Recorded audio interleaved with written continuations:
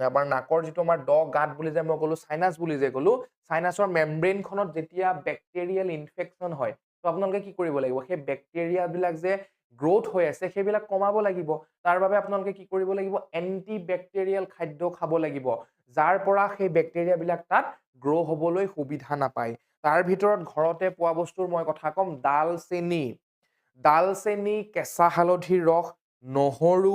মৌজোল আদা যিখিনি বস্তু আপোনালোকৰ ঘৰতে পোৱা যায় এইখিনি বস্তুৱে আপোনালোকৰ বেক্টেৰিয়েল গ্ৰোথ কমাব এইখিনি আমাৰ এন্টিবেক্টেৰিয়েল খাদ্যৰ ভিতৰত পৰে প্ৰথম কথা ক'লো মই আৰু আপোনালোকে পানী খাব খুব বেছি পৰিমাণে পানী খাব